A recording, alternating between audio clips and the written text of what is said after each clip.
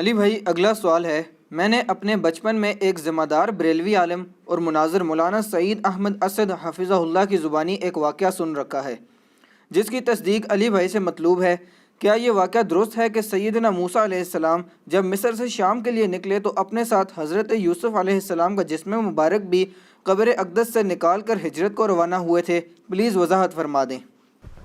دیکھیں جی، جو سعید احمد اسد صاحب ہیں نا جی، حفظہ اللہ تعالیٰ، ان سے میری ملاقات بھی آپ کو پتہ ہے فیصل آباد میں ہوئی تھی۔ یہ بریلوی مکتب فکر کے چند ایجوکیٹڈ علماء میں سے ہیں۔ مجھے صحیح طرح یاد ہے کہ 1996 میں، یعنی آج سے 24 سال پہلے، جب میں انجینئرنگ یونیورسٹی میں سیکنڈ ایئر میں پڑھتا تھا تو ویکینڈز پہ میں گھر آیا کرتا تھا، تو ان کی ایک میلاد کے موقع کے اوپر تقریر تھی۔ اس تقریر میں میں نے پہلی دفعہ شیخ ناصر الدین البانی رحمہ اللہ تعالیٰ کا نام ان کے منہ سے سنا تھا۔ میں خود بھی اس وقت کٹر بریلوی تھا، تو مجھے یاد ہے کہ سعید اسد صاحب اس وقت کہتے تھے، اس وقت داڑھی بھی ان کی کالی تھی، کہ اس وقت البانی صاحب بھی زندہ تھے۔ البانی صاحب فوت ہوئے 1999 میں، تو کینسن اور سعودیہ ایک بیٹھے ہیں نا دا، ٹھیک ہے، تو حالانکہ وہ ان کا بھی کوئی نہیں ہے۔ اب اس نے اہل بیت کی محبت میں جو احادیث جمع کی ہیں نا، تو میں نے آپ کو بتایا کہ عنقریب اس کو بھی یہ رافضی کہہ دیں گے۔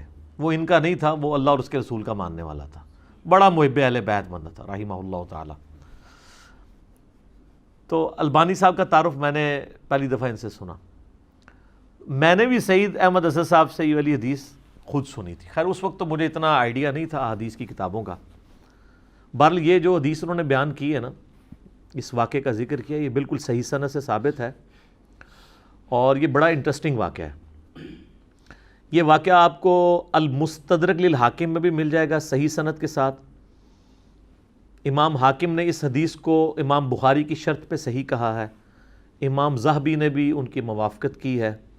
یہ حدیث جو ہے وہ مسند ابی یعلیٰ میں بھی موجود ہے صحیح سند سے، صحیح ابن حبان کے اندر بھی موجود ہے۔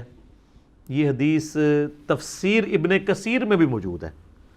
تفسیر ابن کثیر میں جو سورہ الشعراء کی آیت نمبر 52 ہے نا، حضرت موسیٰ علیہ السلام کے بارے میں آتا ہے نا کہ اللہ تعالیٰ فرماتا ہے کہ ہم نے ان کی طرف وحی کی تھی، وَأَوْحَيْنَا إِلَىٰ مُوسَىٰ أَنْ أَسْرِ بِعِبَادِي إِنَّكُمْ مُتَّبَعُونَ، ہم نے موسیٰ کو وحی کی کہ تم راتوں رات میرے بندوں کو، وہ 6 لاکھ کے لشکر کو بنی اسرائیل کے یہاں سے لے کر نکل جاؤ، بے شک تمہارا پیچھا کیا جائے گا، یہ لوگ تمہارے پیچھے آئیں گے۔ وہ پیچھے آئے تو سمندر میں اللہ نے راستہ بنا دیا، بنی اسرائیل تو نکل گئے، اور اسی راستے میں جب فرعونی نکلنے لگے تو اللہ نے دونوں پارٹ ملا دیے، قرآن میں آتا ہے، تو تباہ و برباد کر دیے گئے۔ تو اس آیت کے کانٹیکسٹ میں یہ سورہ الشعراء پارہ نمبر 19 آیت نمبر 52 کے کانٹیکسٹ میں امام ابن کثیر اس حدیث کو لے کے آئے ہیں جو حاکم کے اندر موجود ہے، کہ نبی صلی اللہ علیہ وآلہ وسلم کسی گاؤں ایریا میں تشریف لے گئے، تو وہاں پہ ایک دیہاتی شخص تھا، اس نے آپ صلی اللہ علیہ وآلہ وسلم کی مہمان نوازی کی۔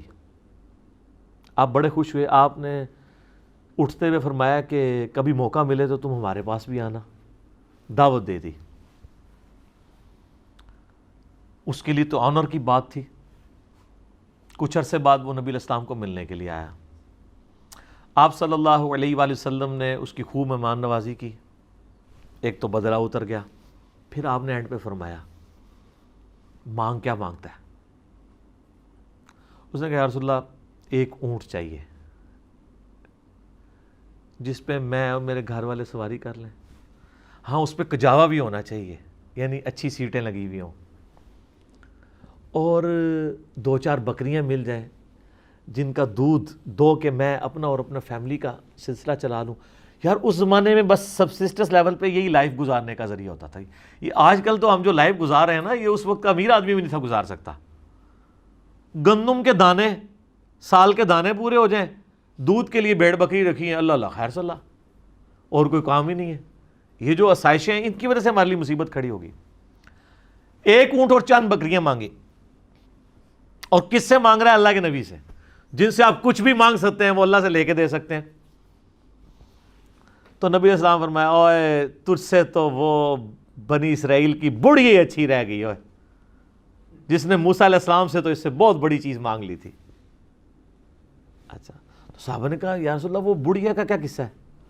تو آپ فرمایا کہ ہوا یوں کہ جب بنی اسرائیل مصر سے نکلے شام جانے کے لیے موسیٰ علیہ السلام کے ساتھ, تو وہ راستہ بھول گئے.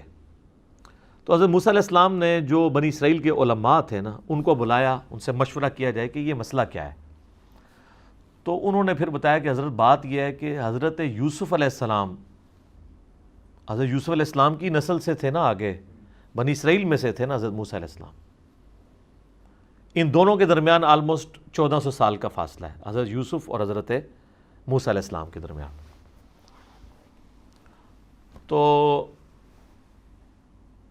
حضرت موسیٰ علیہ السلام کو انہوں نے کہا کہ جب حضرت یوسف علیہ السلام کی موت کا وقت قریب آیا تھا نا, تو انہوں نے بنی اسرائیل سے ایک عہد لیا تھا کہ جب کبھی بھی تم واپس ملک شام گئے نا, کیونکہ اصل ان کا وطن تو شام تھا, وہ تو حضرت یوسف علیہ السلام سورہ یوسف میں آتا ہے نا کہ بکھ کے وہاں تک پہنچے, پھر اللہ نے وہاں ان کو مرتبہ دیا تو بنی اسرائیل وہاں پہ شفٹ ہو گئے.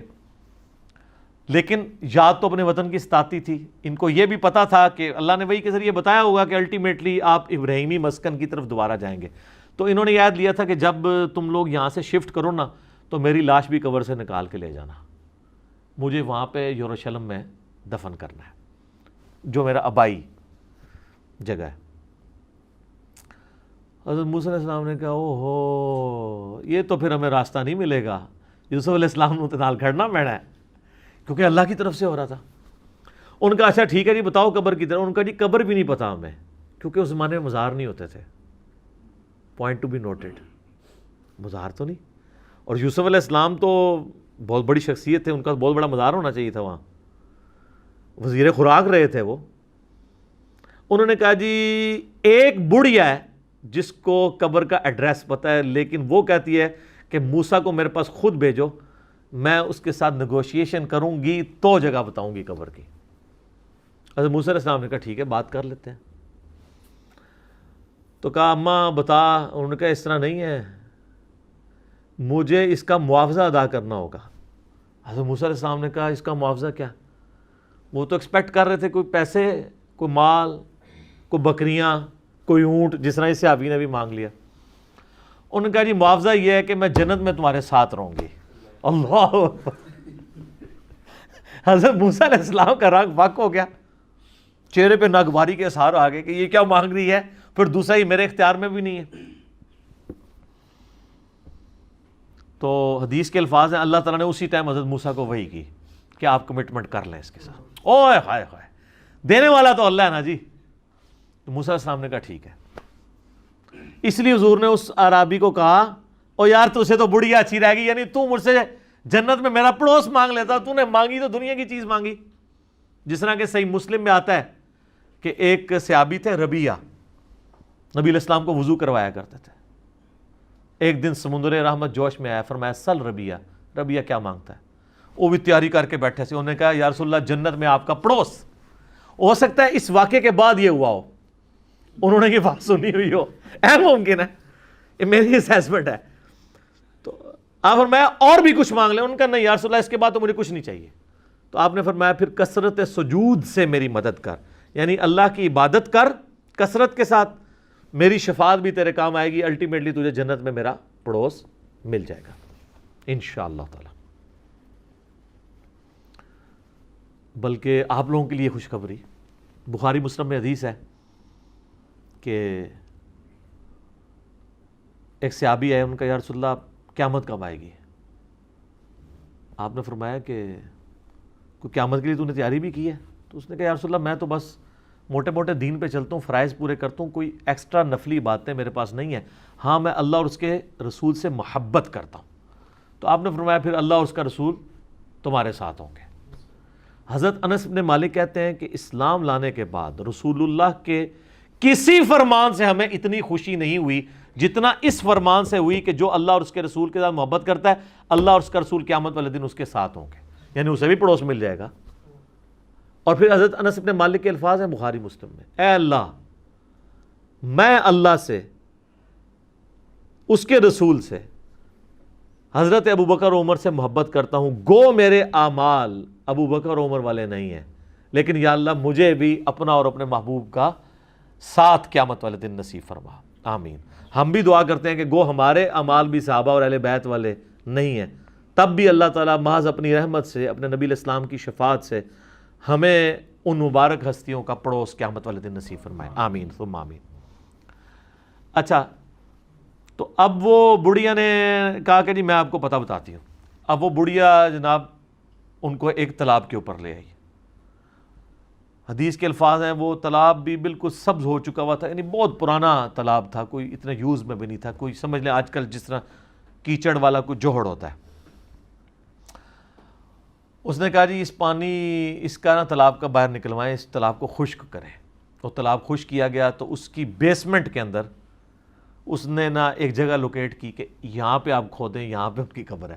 اے دسو کسی نے لبنی سی، اس مانے علم غیب ہی نہیں سی ہوندا، نہیں تو لب جاندہ، ٹھیک ہے۔ بزرگوں کہتے ہیں نا علم غیب ہے، وہ جب تک اللہ نہ بتائے تو پیغمبر کو بھی نہیں پتہ چلتا۔ تو خیر وہ قبر کھودی، اور حدیث کے الفاظ ہیں کہ انہوں نے حضرت یوسف علیہ السلام کا جسد انور نکالا، تو پھر بنی اسرائیل کے لیے جو ہے نا راستہ بالکل واضح ہو گیا، پھر وہ اپنے سفر پہ چل پڑے۔ تو یہ حدیث ہے جس میں حضرت یوسف علیہ السلام کا جسد انور وہاں پہ شفٹ کرنے کی بات ہے۔ لیکن اس حدیث کے اندر ایک اشکال بھی ہے، میں اس کو کلیئر کر دوں۔ اس حدیث میں الفاظ ہیں کہ حضرت موسیٰ علیہ السلام نے کہا وَاسْتَخْرِجُوا عِظَامَ یوسف، یوسف کی ہڈیوں کو یہاں سے نکالو۔ اس کی وجہ سے بعض لوگ یہ کہتے ہیں کہ جی یہ تو حضرت یوسف علیہ السلام کا تو جسم معاذ اللہ سلامت نہیں تھا، وہ تو ہڈیاں شفٹ کی گئی ہیں۔ شیخ البانی رحمہ اللہ تعالیٰ سلسلہ احادیث صحیحہ میں لکھتے ہیں کہ میں بڑا عرصہ پریشان رہا کہ ہمیں تو صحیح احادیث کی روشنی میں یہ بات پتہ ہے، ایون قرآن سے بھی اشارہ ملتا ہے، میں بعد میں بتاتا ہوں آپ کو، کہ انبیاء کے جسموں کو مٹی نہیں کھاتی ہے، تو یہ کیسے ہو سکتا ہے کہ یوسف علیہ السلام کے ہڈیوں کا ڈھانچہ وہاں پہ ہو؟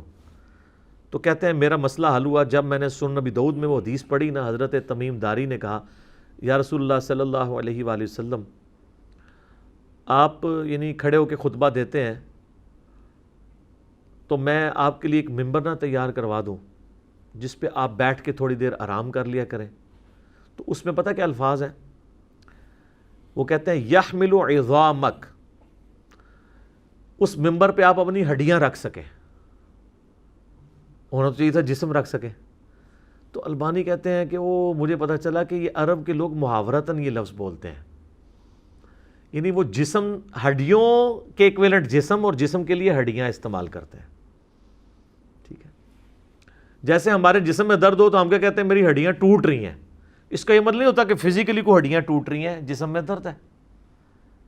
بریانی کھائی ہے تو سینے میں آگ لگی ہوئی ہے، اس سے مراد وہ فائر نہیں ہوتی، یہ محاورتاً۔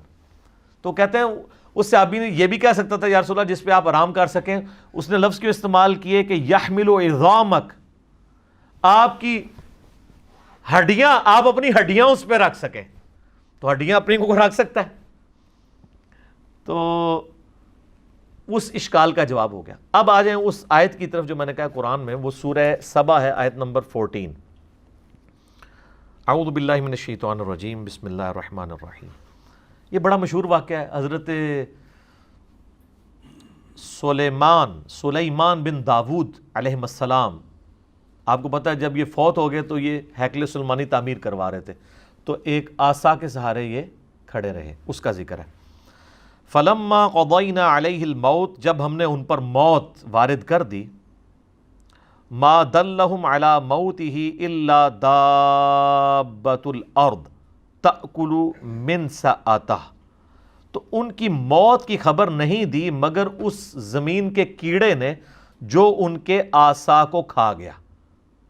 اب وہ عصا کے سہارے ظاہر کرسی بھی بیٹھے ہوں گے، یوں کر کے سہارا لیا ہوا ہوگا، جس سے فیل یہ ہو رہا تھا کہ وہ زندہ ہی ہیں، لیکن کسی جن کی یہ بھی جرت نہیں ہوئی ہے کہ روب اتنا تھا کہ کسی کی یہ بھی نہیں ضرورت ہوئی کہ کہیں فوت ہی نہ ہو گئے ہوں کہ اٹھ کے نماز بھی نہیں پڑھ رہے, کتنے دنوں سے جسم اسی طریقے سے ہے, اتنی بھی ان کی ضرورت نہیں تھی, ڈرتے تھے.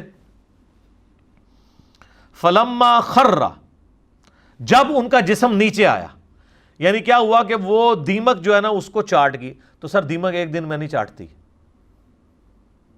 یہ مہینوں کی گیم ہے کہ وہ آسا کو دیمک کھاتی رہی جب تک وہ ہیکل سلیمانی تعمیر نہیں ہو گیا, ٹیمپل آف سلیمان. تو قرآن کہہ رہا ہے کہ حضرت سلیمان علیہ السلام اس کے سارے پہ رہے, تو اس کا مطلب ان کا جسم بھی سلامت, فریشنس بھی سلامت, آنکھوں کی چمک بھی سلامت, سب کچھ. ادروائز تو ان کو شک پڑ جاتا. اور اللہ نے اس چیز کا ذکر کیا ہے کہ یہ اللہ نے کیوں کروایا ہے. اللہ کہتا ہے جیسے ہی وہ ان کا جسم نیچے آیا, اب یہاں ہونا چاہیے تھا جسم نیچے آیا تو فرشتوں نے تھام لیا, نہیں سر انج نہیں ہوا, زمین تے ہی آیا, کوئی گستاخی نہیں ہوگی, بے ادبی نہیں ہوگی. تبینت الجن ان لو کانوا یعلمون الغیب, اس سے جنوں کے اوپر یہ حقیقت کھل گئی کہ اگر وہ غیب کا علم جانتے ہوتے, ما لبثوا فی العذاب المہین, تو اتنے بڑے عذاب کو نہ وہ کاٹتے کہ کتنے مہینوں سے وہ حضرت سلمان کے ڈر کی وجہ سے اتنے بڑے بڑے پتھر اٹھا کے ہیکل سلیمانی تعمیر کر رہے تھے. اگر ان کو پتہ چلتا کہ 8-9 مہینے تو یہی کام ہو رہا ہے.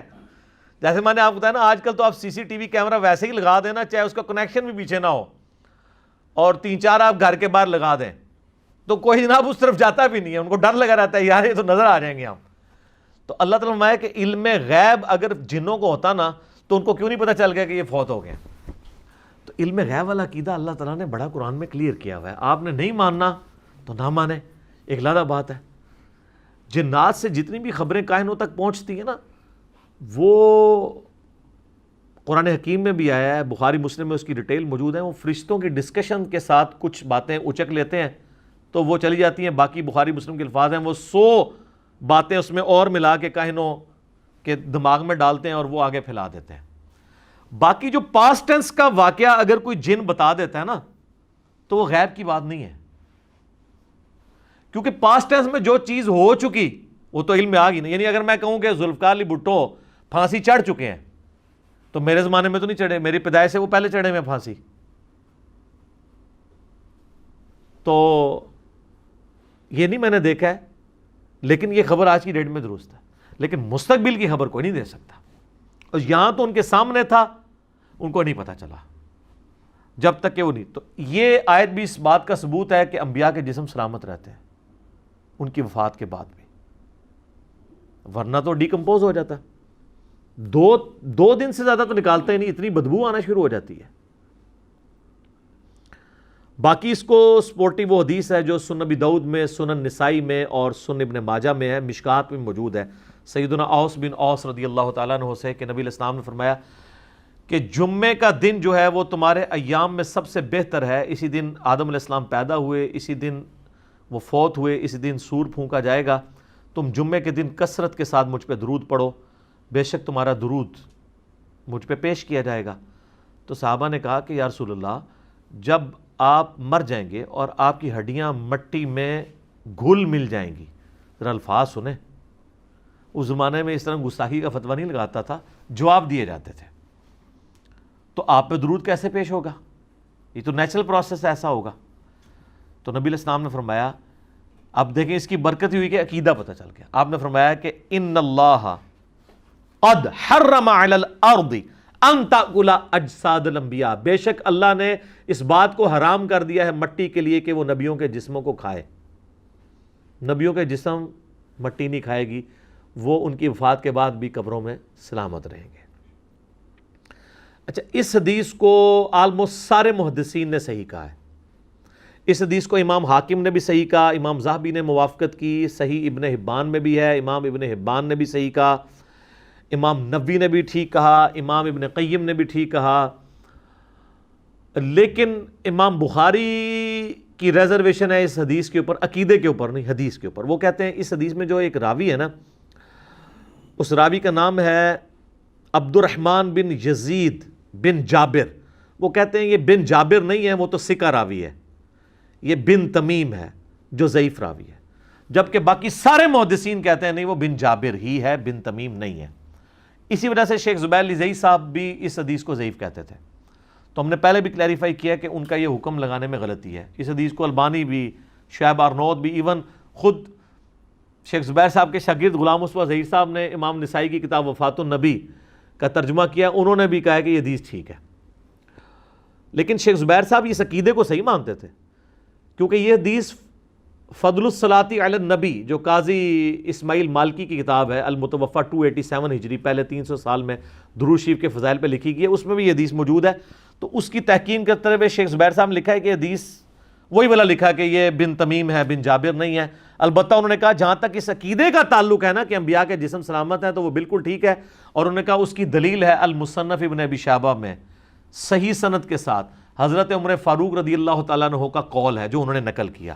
ان تو خالی قول نقل کیا، وہ پوری حدیث مصنف ابن ابی شیبہ میں ایسا ہے کہ جب یہ پرشین امپائر گری نا تو تستر شہر تھا پرشین امپائر کا، جب وہ فتح ہوا نا تو ابو موسیٰ اشعری رضی اللہ تعالیٰ عنہ نے حضرت عمر کو خط لکھا کہ یہاں پر ہم نے خزانے کو جب ٹیک اوور کیا تو یہاں میں ایک بہت بڑا تابوت ملا ہے جس میں ایک بہت بڑی لاش ہے، اور وہ لاش اتنی بڑی ہے کہ ایک ہاتھ تو صرف اس کا ناک ہے، یعنی یہ ناک کا سائز جو ہے نا وہ 1.5 فٹ کے قریب ہے. تو اب آپ دیکھ لیں کتنی بڑی لاش ہے. اور یہاں کے لوگوں کا یہ عقیدہ ہے جب بارش نہیں ہوتی تو اس لاش کو اوپن ایئر میں لے آتے ہیں تو اللہ تعالیٰ بارش دے دیتا ہے. تو آپ کو لیٹر ملتا تو آپ کہتے ہیں جناب فوراً ایک وڈھا مزار بنواؤ ہیں. حضرت عمر تک جب پہنچا تو آپ نے کعب احبار کو، یہودی عالم تھے جو بعد میں مسلمان ہو گئے، نبی اسلام کی زندگی میں تھے لیکن اسلام قبول نہیں کیا، اس لیے صحابی نہیں بعد میں. تو انہوں نے وہ پورے 7 ڈاکومنٹس بھی بھیجے تو انہوں نے کہا یہ حضرت دانیال علیہ السلام کا تابوت ہے. تو پھر حضرت عمر نے خط لکھا کہ راتوں رات 13 قبریں کھودو، ایک نہیں 13، تاکہ پتہ ہی نہیں چلے کس میں دفنایا ہے، نامعلوم جگہ پہ، اور راتوں رات ان کو دفن کر دو. یہ حضرت دانیال علیہ السلام کا جسم اطہر ہے. اور اس میں حضرت عمر نے کہا وَالنَّارُ لَا تَأْكُلُ الْأَنْبِيَاءَ وَالْأَرْضُ لَا تَأْكُلُ الْأَنْبِيَاءَ. آگ نبیوں کے جسموں کو نہیں کھاتی، زمین نبیوں کے جسموں کو نہیں کھاتی، اور ایک اور لفظ بھی استعمال کیا، درندے بھی نبیوں کے جسموں کو نہیں کھاتے. تو یہ شیخ زبیر صاحب نے نا اس فٹ نوٹ پہ لکھا کہ یہ حدیث صحیح ہے، لہٰذا ہمارا یہ عقیدہ ہے کہ نبیوں کے جسم سلامت ہے الحمدللہ. صحیح مسلم میں وہ حدیث ہے، 2 طرق ہیں کہ میں نے شب معراج موسیٰ علیہ السلام کو اپنی قبر میں نماز پڑھتے ہوئے دیکھا، ہوا قائم یصلی فی قبری.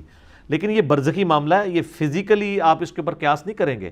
آج اگر آپ قبر رسول کھودیں گے تو نبی علیہ السلام کا جسم اطہر آپ کو ویسے ہی نظر آئے گا جیسے دفناتے وقت تھا. یہ نہیں ہے کہ نبی علیہ السلام کوئی ایکٹیویٹی پرفارم کر رہے ہوں گے، نہیں. ان کی نمازیں بھی قبروں کے اندر، جو مسند ابی یعلا میں حدیث ہے کہ اللہ کے نبی زندہ ہیں اپنی قبروں میں نمازیں بھی پڑھتے ہیں، وہ برزخی معاملہ ہے. وہ تو چھوڑ دیں، سنن ابن ماجہ میں تو یہاں تک ہے کہ جب عام ایک مومن مردے کو بھی جب قبر میں رکھا جاتا ہے نا، فرشتے سوال کے لیے آتے ہیں تو وہ اٹھتا ہے تو اس کو عصر کا وقت دکھایا جاتا ہے کہ غروب آفتاب ہونے والا ہے، تو وہ کہتا ہے مجھے چھوڑ دو میں پہلے نماز پڑھ لوں. ٹھیک ہے، یہ تو عام مومن کے لیے بھی ہے. تو انبیاء تو خیر بہت اعلیٰ درجے کے. تو اس حدیث کے تحت ان کی زندگی برزخی ہے لیکن جسم جو ہے وہ سلامت ہے، اس میں کوئی شک نہیں ہے. باقی حیات النبی کے اوپر میرا لیکچر مسئلہ نمبر 5 دیکھ لیں. ایک اور حدیث بڑی مشہور میں نے بڑی دفعہ بیان کی ہے، 1390 نمبر صحیح بخاری میں 1390، کہ سیدنا عمر کا پاؤں آلموسٹ 65 ایئرز کے بعد جب حجرہ عائشہ کی دیوار گر گئی ولید بن عبد الملک کے دور کے اندر، تو پاؤں باہر آ گیا ایک قبروں کی ڈسٹربنس کی وجہ سے، کیونکہ وہ امہات المومنین کے جو گھر تھے نا ان کو توڑ کے مسجد نبوی کی توسیع کر رہے تھے. عمر بن عبدالعزیز اس وقت گورنر تھے وہاں کے مکہ مدینے کے، ابھی تو خلیفہ نہیں بنے ہوئے تھے. تو جب پاؤں نکلا تو لوگ پریشان ہو گئے کہ نبی اسلام کا پاؤں مبارک باہر آ گیا. یہ بخاری کے الفاظ ہیں. اس کا مطلب ہے کہ تو بخاری میں ہی موجود ہے کہ لوگوں کا یہ عقیدہ تھا کہ نبی اسلام کا جسم مبارک اس طریقے سے. تو حضرت عروہ ابن زبیر کو، جو حضرت عائشہ کے بھانجے تھے، عبداللہ ابن زبیر صحابی کے چھوٹے بھائی اور اشرم بشرہ حضرت زبیر کے بیٹے، لیکن تابعی ہیں یہ، ان کو بلایا گیا کیونکہ وہ حضرت عائشہ کے بھانجے تھے، حجرہ عائشہ میں جاتے رہتے تھے. تو ان کو قبروں کی لوکیشن پتہ تھی. انہوں نے جب دیکھا نا تو انہوں نے کہا یہ تو حضرت عمر کا پاؤں ہے، یہ نبی علیہ السلام کا پاؤں نہیں ہے. اچھا اس میں کہیں نہیں لکھا کہ وہ پاؤں جب نکلا ایسے تو وہ حضرت عمر نے وہ پاؤں واپس اندر کھینچ لیا. اگر وہ دنیاوی زندگی ہوتی تو جب اتنے لوگ پاؤں پہ شور مچا رہے ہیں، مطلب آپ کا اگر پاؤں ایسا باہر نکلا ہوا ہو کسی جگہ سے اور لوگ اتنا جمگھٹا بنایا ہوا کہ یار یہ پاؤں تو آپ بھی اندر کر لیں گے نا، اگر آپ کسی ایسی جگہ پہ ہیں کہ آپ کا پاؤں ایکسپوز ہو رہا ہے، تو وہ مطلب دنیاوی زندگی تو ہے نہیں، آخرت کی زندگی ہے. تو وہ انہوں نے دوبارہ سے ان کو دفن کر دیا. یہ اس بات کا ثبوت ہے کہ انبیاء کے علاوہ بھی اللہ تعالیٰ جس کے لیے چاہیے کر سکتا ہے، لیکن یہ جنرل رول نہیں ہے.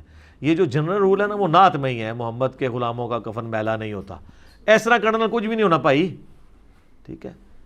کتنے صحابہ کو رومن امپائر کی بیٹل فیلڈز میں آگ کے کڑاہوں میں، تیل کے کڑاہوں میں جلایا گیا ہے. حضرت حمزہ ابن عبد المطلب کا مسلح کیا گیا ہے غزوہ احد میں. اس طرح نہیں ہوتا. اور کسی کی اگر جسم کی حفاظت نہ ہو اس کا یہ مطلب نہیں کہ وہ بزرگ نہیں ہے، وہ اللہ کی مرضی کی اس کی حفاظت کروانی ہے. سیدنا ابوبکر صدیق کے بارے میں 1387 نمبر حدیث ہے صحیح بخاری کے اندر. انہوں نے تو اوورال امت کو عقیدہ دے دیا ہے. اما عائشہ کو بلایا، اس پہ امام بخاری نے باب باندھا ہے سوموار کے دن کی موت کی فضیلت، کیونکہ نبی علیہ السلام سوموار کو فوت ہوئے تھے. امام بخاری نے باب باندھ کے حدیث لی ہے 1387 صحیح بخاری میں. اما عائشہ سلام اللہ علیہا کو بلایا حضرت ابوبکر نے نزا کے عالم میں، کہا کہ بیٹا نبی علیہ السلام کو کتنے کفن میں دفن کیا گیا تھا؟ انہوں نے کہا 3 کپڑوں کے اندر. تو انہوں نے بھی اپنے پرانے کپڑے کہا کہ یہ والے میرے کپڑے دھو کے نا مجھے انہی کپڑوں میں کفن دینا ہے، میرے لیے علیحدہ کفن نہ منگوانا. پھر پوچھا کہ بیٹا یہ بتاؤ کہ نبی علیہ السلام کی ڈیتھ کس دن ہوئی تھی؟ ان کا منڈے کے دن. تو انہوں نے کہا میں بھی اللہ سے امید کرتا ہوں کہ ابھی تو منڈے کا دن باقی ہے، تو رات تک میری بھی ڈیتھ ہو جائے گی. اس پہ امام بخاری نے باب باندھا ہے منڈے کے دن مرنے کی فضیلت. لیکن سر حضرت ابوبکر کو یہ فضیلت نہیں ملی. حدیث کے الفاظ ہیں کہ وہ رات میں جا کے منگل کی رات کو فوت ہوئے. ظاہر ہے منڈے کا جب دن ختم ہوگا تو منگل کی رات فوت ہو جائے گی. منگل کی رات میں فوت ہوئے اور منگل کی فجر سے پہلے ان کو راتوں رات دفنا دیا گیا. اچھا حضرت ابوبکر کا بھی اسیسمنٹ غلط نکلی کہ میں منڈے کے دن فوت ہوں گا اور فضیلت بھی نہیں ملی. تو اس میں میرا کلپ بھی تھا حضرت ابوبکر کا علم غیب، تاکہ پتہ چل جائے کہ امت کا سب تو بڑا ولی جڑا ہے. سر میں نہیں، اعلیٰ حضرت نے خود مانا ہے. ان سے جب پوچھا گیا اولیاء کا سردار کون ہے، انہوں نے شیخ عبد القادر جیلانی نہیں بتایا، انہوں نے کہا ابوبکر صدیق رضی اللہ تعالیٰ عنہ علیہ السلام. شکر الحمدللہ کہ منڈے کو فوت نہیں ہوئے. یہ ایک فضیلت نہ مل کے امت کو جو عقیدہ پہنچ گیا نا، وہ امت کی اصلاح اگر دیکھی جائے نا تو اس کی ورث زیادہ ہے ان کی اس فضیلت سے. اس ایک بندے کو فضیلت، ان کے لیے ویسے ہی فضائل بہت زیادہ ہیں. قبر رسول میں 7 دفن ہے، ٹھیک ہے جی. حضور علیہ السلام کے قریبی ساتھیوں میں سے حق 4 یار میں الحمدللہ. تو یہ شکر ہے ان کو فضیلت نہیں ملی. آج ہم لوگوں کو دکھا تو سکتے ہیں نا جناب، یہ دیکھ لو علم غیب بھی، علم غیب تم نے لگایا ہوا ہے تو یہ دیکھ لو. تو اس میں آگے الفاظ ہیں. جب حضرت عائشہ نے کہا نا کفن کا، انہوں نے کہا مجھے نیا کفن نہیں دینا، مجھے پرانے کپڑے ان کو دھو دو، انہی میں دفنانا. انہوں نے کہا نیا کفن تو زندہ بندوں کی ضرورت ہے. یہ جو نیا کفن اگر کسی مردے کو پہناتے ہو نا، اور بلکہ انہوں نے تو اپنے بارے میں یہ بات کی، عاجزی ہے ان کی. ہمارا تو عقیدہ ہے ان کا جسم بھی سلامت ہے انشاءاللہ. وہ کہتے ہیں یہ تو مرنے کے بعد پیپ، خون اور گلی سڑی ہڈیوں کا حصہ بننا ہے اس کفن نے، تو کیوں نیا کفن ضائع کرتے ہو میرے اوپر. یہ انہوں نے عقیدہ دے دیا کہ یہ آپ کی جو نعت کا یہ ایک جذباتی قسم کا شعر ہے جی، میلا نہیں ہوتا. ہاں کفن میلا نہیں ہوگا اگر سائبیریا میں دفنا دیں، میں گارنٹی دیتا ہوں. اتنے کافر بھی کو دب دو نا، وہ چونکہ برف ہے 1000 سال تک بھی نہ مردہ ٹیمپر ہوگا نہ کفن میلا ہوگا. وہ ٹیمپریچر ہے نا، وہ جیسے مردہ خانوں میں آپ لکھواتے ہیں لاشیں، تو سائبیریا دے سارے ہی وہ ٹیمپریچر بلو وہ دے فریزنگ پوائنٹ دے ہوتے ہیں، تو کچھ بھی نہیں ہونا. تو یہ اب آپ دیکھ لیں. اچھا یہاں پہ میں بتا دوں، جسم سلامت ہونے سے کوئی بھی شخص دنیاوی زندگی مراد نہ رہے. جسم سلامت ہے لیکن اس جسم کی سلامتی سانس کے ساتھ نہیں ہے، آخرت کی زندگی کے ساتھ ہے. قرآن میں ہے کہ شہید بھی زندہ ہے لیکن تمہیں شعور نہیں. یہ کہتا نہیں ہمیں شعور ہے، ہم مانگیں گے بھی. اللہ کہتا ہے تمہیں شعور نہیں ہے. تو اتنی کہانیاں کرواتے ہیں یہ لوگ. خصوصاً دیوبندیوں اور بریلویوں نے تو باقاعدہ لکھا ہے کہ یہ تو دنیاوی زندگی ہے قبر میں. سر المؤنت میں انہوں نے لکھا ہے کہ نبی علیہ السلام کی جو قبر میں جو حیات النبی ہے یہ دنیاوی ہے. لفظ لکھا ہے دنیاوی، حالانکہ وہ آخرت کی زندگی ہے. وہ تو دنیا کہاں سے آ گئی. اور اعلیٰ حضرت تو پتہ ہے کھلے ڈولے بندے سن، ایک سٹیپ آگے گئے ہیں. ملفوظات اعلیٰ حضرت میں انہوں نے لکھا ہے کہ جب کسی نے سوال کیا کہ آپ کہہ رہے ہیں ولی بھی زندہ ہے، نبی بھی زندہ ہے، تو دونوں کی زندگی میں فرق کیا ہے؟ انہوں نے کہا انبیاء کی جو زندگی ہے قبروں میں وہ برزخی تو ہے لیکن یہ حصی دنیاوی ہے.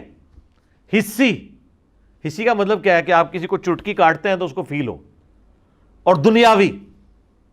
اور انہوں نے کہا اگر پھر نہ یقین آئے تو ہمارے بزرگ تو پہلے ہی فرما گئے ہیں، شیخ زرقانی، کہ نبیوں کی بیویاں ان کی قبروں میں ان پہ پیش کی جاتی ہیں، ان کے ساتھ شباشی بھی کرتے ہیں. وَلِعَوْذُ بِاللَّهِ تعالیٰ. آج ہم پیش کرتے ہیں، وہ کہتا نہیں وہ زرقانی نے لکھا، انہوں نے تو نقل کیا. تو انہوں نے تو اپنے عقیدے کے طور پہ نقل کیا، انہوں نے تو یہ نہیں کہا کہ زرقانی صاحب نے بکواس فرمایا ہے، ان کا فرماتے ہیں. ٹھیک ہے. تو فضائل حج میں شیخ زکریا کاندلوی نے فضائل درود میں فضائل مال کا ایک چیپٹر ہے، اس میں انہوں نے لکھا ہے.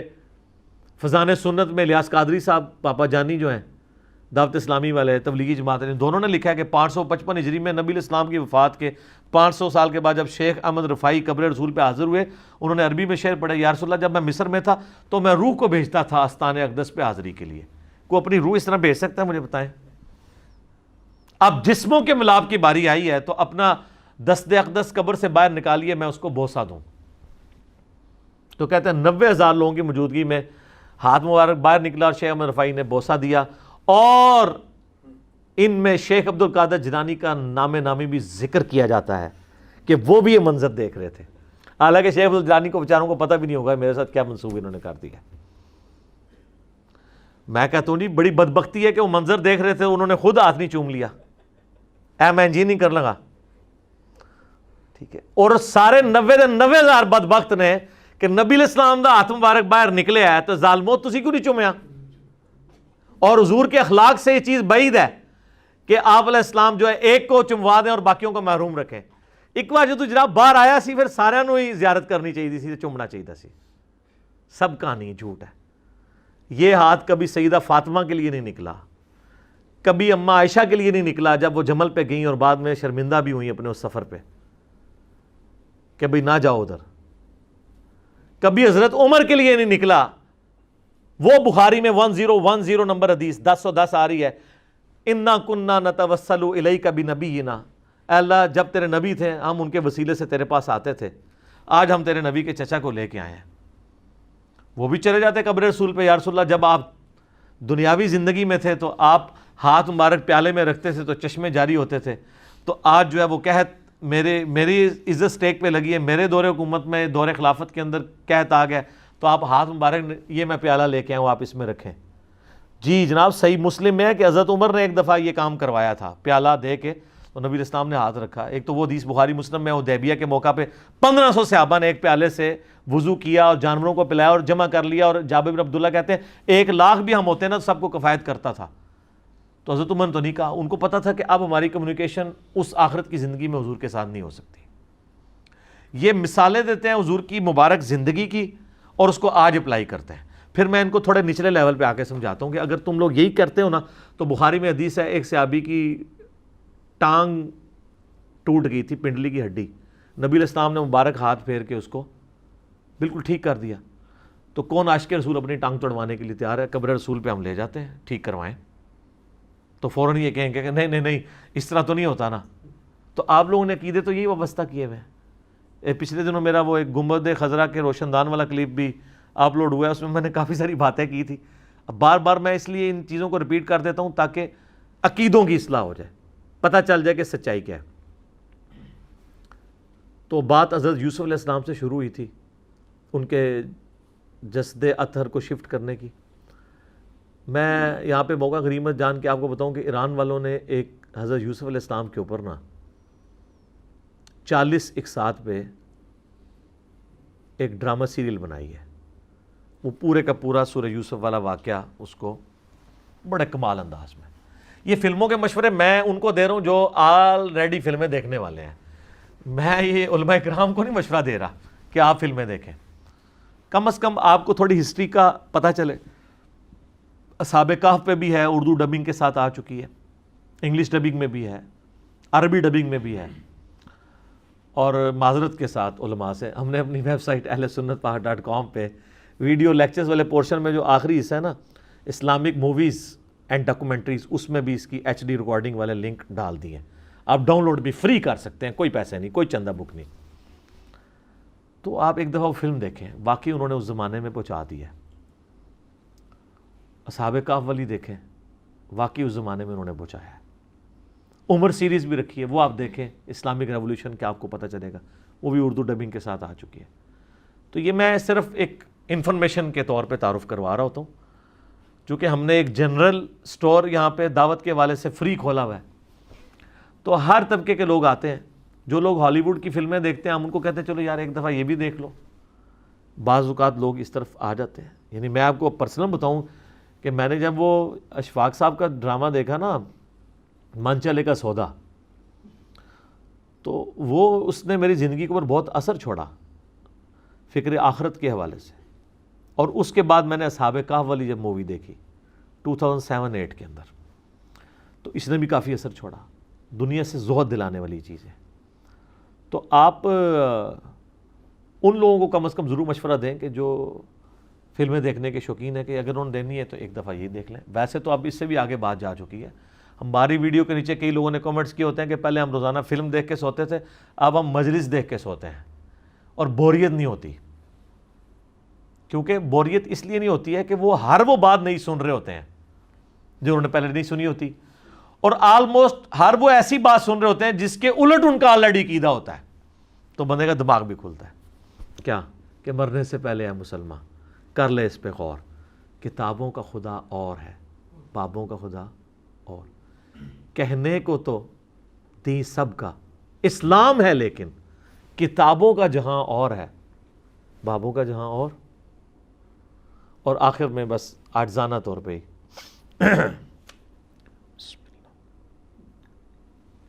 کہ نہ میں وابی نہ میں بابی، میں ہوں مسلم علمی کتابی۔